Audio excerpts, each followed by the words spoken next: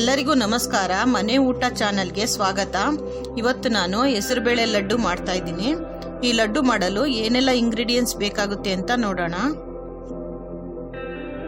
1 cup ಹೆಸರುಬೇಳೆ ತಗೊಂಡಿದ್ದೀನಿ.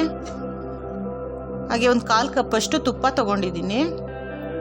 1 spoon ಅಷ್ಟು ಏಲಕ್ಕಿ ಪೌಡರ್ ತಗೊಂಡಿದ್ದೀನಿ. ಹಾಗೆ ಇಲ್ಲಿ 1/2 ಕಪ್ ಅಷ್ಟು ಸಕ್ಕರೆ ಪೌಡರ್ ತಗೊಂಡಿದ್ದೀನಿ. 2 ಸ್ಪೂನ್ ಅಷ್ಟು ಬಾದಾಮಿನ ಕಟ್ ಮಾಡಿ ಇಟ್ಕೊಂಡಿದ್ದೀನಿ. ಹಾಗೆ 2 ಸ್ಪೂನ್ ಅಷ್ಟು ಗೋಡಂಬಿ ಕಟ್ ಮಾಡಿ ಇಟ್ಕೊಂಡಿದ್ದೀನಿ. ಹಾಗೆ 1/2 ಕಪ್ ಅಷ್ಟು ಕೊಬ್ಬರಿ ತುರಿನ ತುರಿದು ಇಟ್ಕೊಂಡಿದ್ದೀನಿ. ಈಗ ನಾನಿಲ್ಲಿ ಪ್ಯಾನಿಗೆ ಹೆಸರುಬೇಳೆನ ಹಾಕ್ತಾ ಇದ್ದೀನಿ. ಇದನ್ನ ಕಡಿಮೆ ಉರಿನಲ್ಲಿ ಕೆಂಪು ಆಗೋವರೆಗೂ ಹುರ್ಕೋಬೇಕು.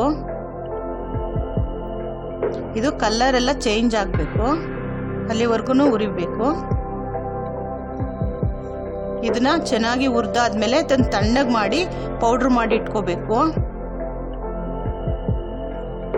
ಚೆನ್ನಾಗಿ ಹುರಿಬೇಕೀಗೆ. ನೋಡಿ, ಕಲರ್ ಎಲ್ಲ ಚೇಂಜ್ ಆಗಿದೆ. ಈಗ ಇಲ್ಲಿವರೆಗೂ ನಾವು ಹುರಿಬೇಕು. ಈಗ ಇಲ್ಲಿ ನಾನು 1.5 ಸ್ಪೂನ್ ಅಷ್ಟು ತುಪ್ಪ ಹಾಕ್ತಾ ಇದ್ದೀನಿ. ತುಪ್ಪ ಸ್ವಲ್ಪ ಕಾಯಿಲಿ. ಈಗ ಇದಕ್ಕೆ ನಾನು 2 ಸ್ಪೂನು ಬಾದಾಮಿನ ಕಟ್ ಮಾಡಿರೋದು ಹಾಕ್ತಾ ಇದ್ದೀನಿ. ಇದು ಸ್ವಲ್ಪ ಚೆನ್ನಾಗಿ ಫ್ರೈ ಆಗಲಿ. ಈಗ ಇದಕ್ಕೆ ಕಟ್ ಮಾಡಿರೋಂಥ ಗೋಡಂಬಿ ಹಾಕಿದ್ದೀನಿ.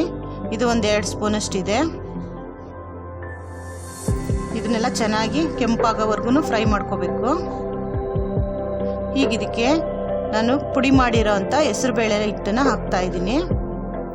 ಈ ತುಪ್ಪದಲ್ಲಿ ಇದು ಸ್ವಲ್ಪ ಫ್ರೈ ಆಗಲಿ. ಚೆನ್ನಾಗಿ ಇದನ್ನ ಮಿಕ್ಸ್ ಮಾಡಬೇಕು. ಇದು ಕಡಿಮೆ ಉರಿನೇ ಇಟ್ಕೋಬೇಕು, ಇಲ್ಲ ಅಂತಂದ್ರೆ ಸೀದ್ ಬಿಡುತ್ತೆ. ಈಗ ಇದಕ್ಕೆ ಇನ್ನೊಂದು ಸ್ವಲ್ಪ ತುಪ್ಪ ಹಾಕ್ತಾ ಇದ್ದೀನಿ. ಇದಕ್ಕೆ ಇನ್ನೊಂದು ಸ್ಪೂನ್ ಅಷ್ಟು ಹಾಕಿದ್ರೆ ಸಾಕಾಗುತ್ತೆ. ಇದು ಚೆನ್ನಾಗಿ ಗಮ್ಮಂತ ವಾಸನೆ ಬರೋವರೆಗೂ ನಾವು ಹುರ್ಕೋಬೇಕು.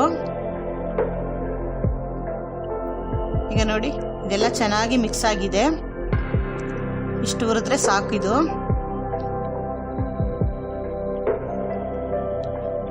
ಈಗ ಇದನ್ನ ಒಂದು ತಟ್ಟೆಗೆ ಹಾಕೊಂಡು ಇದನ್ನ ಸ್ವಲ್ಪ ತಣ್ಣಗಾಗಕ್ಕೆ ಬಿಡಬೇಕು. ತುಂಬ ಬಿಸಿ ಇರುತ್ತೆ, ಹಾಗಾಗಿ ಸ್ವಲ್ಪ ತಣ್ಣಗಾಗಕ್ಕೆ ಬಿಡಬೇಕು. ಈಗ ತಣ್ಣಗಾದ್ಮೇಲೆ ನಾವು ಇದಕ್ಕೆ ಸಕ್ಕರೆ ಪೌಡರ್ನ ಸ್ವಲ್ಪನೇ ಹಾಕ್ಕೊಂಡು ಮಿಕ್ಸ್ ಮಾಡ್ಕೋಬೇಕು.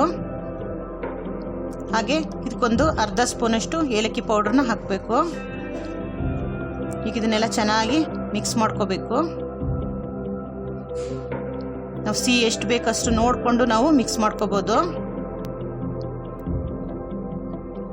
ಇದೆಲ್ಲ ಚೆನ್ನಾಗಿ ಮಿಕ್ಸ್ ಆಗಬೇಕು. ನೋಡಿ, ಇವಾಗ ಮಿಕ್ಸ್ ಆಗಿದೆ. ಈಗ ನಾನು ಇದಕ್ಕೆ ಕೊಬ್ಬರಿ ತುರಿನ ಹಾಕ್ತಾ ಇದ್ದೀನಿ. ಇದೊಂದು 1/4 ಕಪ್ ಅಷ್ಟಿದೆ. ಈಗ ಇದನ್ನೆಲ್ಲ ಚೆನ್ನಾಗಿ ಹದ ಬರೋವರೆಗೂ ಚೆನ್ನಾಗಿ ನಾವು ಮಿಕ್ಸ್ ಮಾಡ್ಕೋಬೇಕು.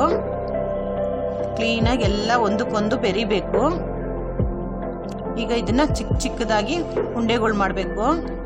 ಟೈಟಾಗಿ ಕಟ್ಟಬೇಕು, ಇಲ್ಲಾಂದರೆ ಉಂಡೆಗಳು ಬಿಚ್ಕೊಂಡ್ಬಿಡುತ್ತೆ. ಹಾಗಾಗಿ ನಾವು ಟೈಟಾಗಿ ಕಟ್ಕೋಬೇಕು. ನೋಡಿ, ಇವಾಗ ಉಂಡೆಗಳೆಲ್ಲ ರೆಡಿ ಆಗಿದೆ. ಈ ಹೆಸರುಬೇಳೆ ಲಡ್ಡುನ ನೀವು ಮನೇಲಿ ಮಾಡಿ ಹೇಗಿದೆ ಅಂತ ಕಮೆಂಟ್ ಮಾಡಿ.